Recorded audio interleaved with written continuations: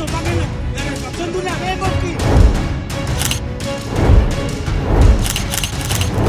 La muerte del Mencho no solo marcó el final de un hombre, marcó el inicio de una nueva guerra silenciosa. Durante años, el CJNG operó bajo una sola voz, una estructura vertical, un mando indiscutido. Pero cuando el ejército mexicano confirmó su abatimiento en un operativo conjunto con la Fuerza Aérea y la Guardia Nacional, el vacío fue inmediato. Y en medio de ese vacío comenzó a repetirse un nombre. Un colombiano, un hombre que no nació en Jalisco, un operador que no aparecía en videos, pero sí en informes de inteligencia, alias La Firma, un sicario que se convirtió en estratega, un financista que dirigía ejecuciones, un hombre que ahora figura, según reportes de la Oficina de Control de Activos Extranjeros, OFAC, en la línea de sucesión del cártel. ¿Quién es realmente el colombiano que podría heredar el trono más violento de Colombia? Que se relajen, que no se metan en esta guerra, y parece que no obedecieron. Aquí tenemos información y videos en donde las unidades del ayuntamiento sirven de punteros a la gente lacra del cártel de Sinaloa. Pero hasta donde se conoce y lo conocen las autoridades acá en México, este personaje colombiano en realidad es más bien un personaje que no está en el primer frente de batalla, no está él está operando más bien desde atrás en la producción de drogas sintéticas, básicamente para producir fentanilo. Carlos Andrés Rivera Varela nació el 19 de junio de 1986 en Cali, Valle del Cauca. Más de una década atrás dejó Colombia. En México encontró algo más que refugio, encontró poder. Primero creó una pequeña estructura de sicarios. Después empezó a tejer relaciones con el CJNG y cuando entendió la lógica del negocio, no solo disparó, aprendió a administrar, se convirtió en operador financiero, coordinador táctico y ejecutor disciplinario. Entre 2020 y 2022 habría liderado una purga interna dentro del cártel, eliminando sospechosos de traición y reforzando la estructura. Fuentes judiciales en Estados Unidos sostienen que su doble nacionalidad y su dominio del inglés lo convirtieron en pieza clave para operaciones financieras binacionales. No solo movía hombres, movía dinero. Es como un suministrador de droga. Las operaciones, los contactos que mantiene en Colombia, en Venezuela, en Perú incluso, pues eso es importante para el cártel Jalisco Nueva Generación.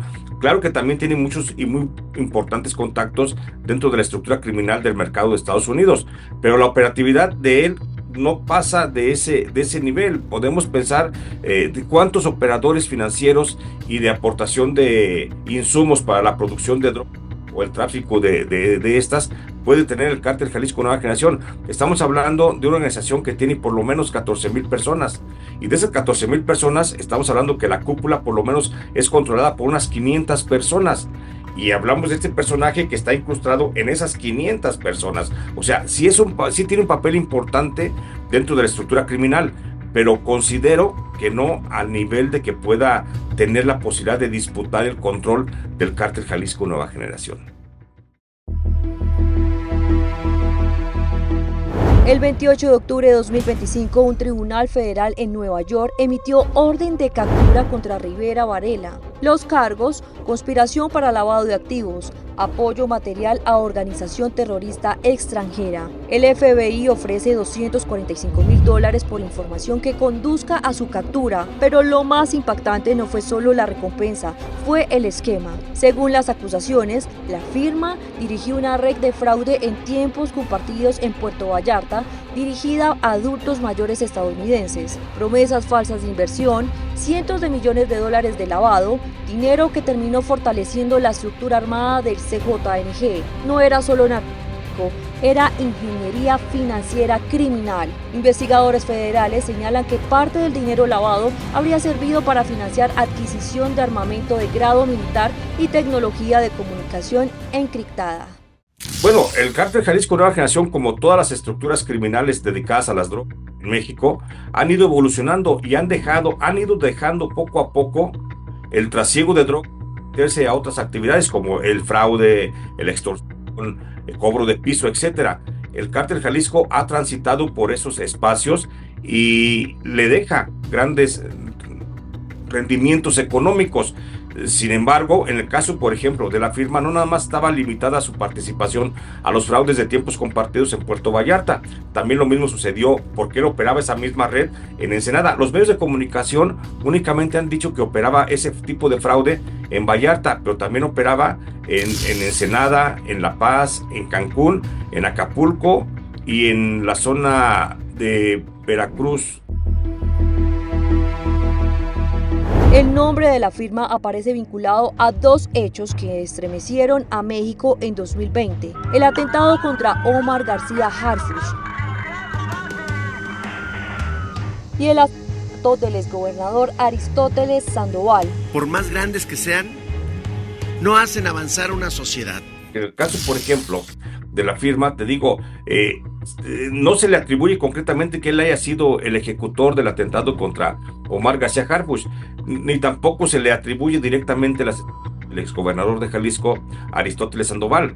Igual como en algunos casos, el caso de Teochitlán, también se le menciona a él. Tú recordarás el rancho de los Aguirre en el municipio de Teochitlán, donde era una escuela de reclutamiento y donde era un centro de exterminio prácticamente. Se le ha asociado, ¿por qué?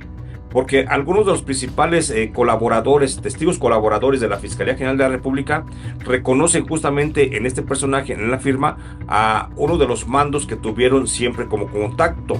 Sin embargo, no significa que él precisamente sea el que estuvo operando directamente en ese tema. Tanto en los casos que hemos mencionado, pues este personaje aparece mencionado por testigos de la Fiscalía General de la República, mas no hay un señalamiento directo de la propia Fiscalía General de la República que considere que él es el responsable de esos actos. Aunque múltiples personas fueron detenidas, investigadores sostienen que la estructura intelectual detrás de esos ataques sigue activa. Según agencias estadounidenses, Rivera Varela habría coordinado células élite con acceso a armamento militar. No solo planificaba, ejecutaba. Ese doble rol, finanzas y violencia, es el que hoy lo convierte en candidato natural a la jefatura. Un círculo muy cercano, que no le permite contacto con las bases muy directamente. Sin embargo, su propia operación, casi como un fantasma dentro del cártel Jalisco Nueva Generación, es lo que lo hace justamente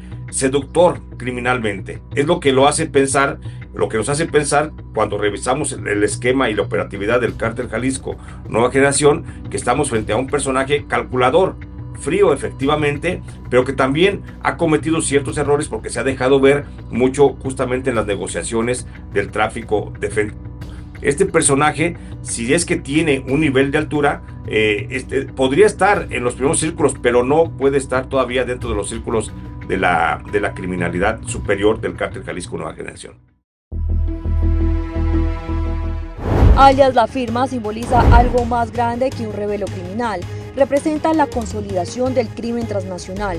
Reportes de inteligencia lo ubican como enlace entre el CJNG y disidencias de las antiguas FARC para suministro de cocaína. También como facilitador del traslado de expertos en explosivos, un puente entre selva y costa, entre Cali y Jalisco. Si así asume el liderazgo, el CJNG podría reforzar su carácter binacional. A la operatividad de la firma cuando trabajaba para el cártel de Sinaloa, cuando era socio de los hijos del Chapo Guzmán.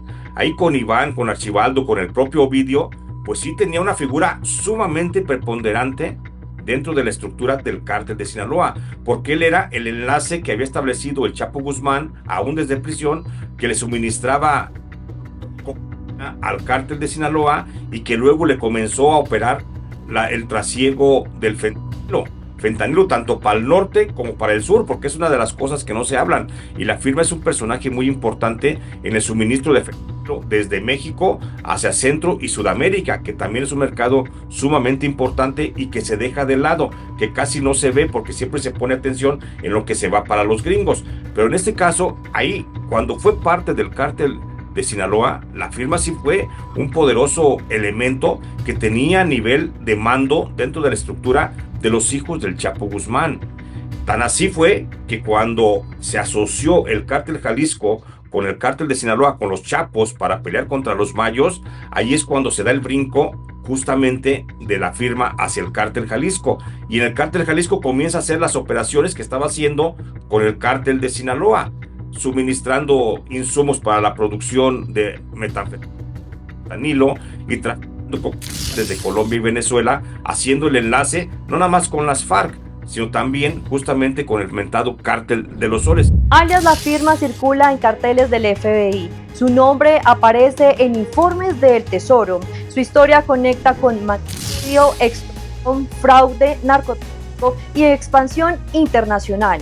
La pregunta es, ¿el CJNG se fortalecerá con un liderazgo financiero y silencioso o veremos la fragmentación más violenta de su historia? Déjanos tu opinión en los comentarios, suscríbete si quieres más contenido como este y no olvides activar la campanita. Nos vemos en el próximo episodio.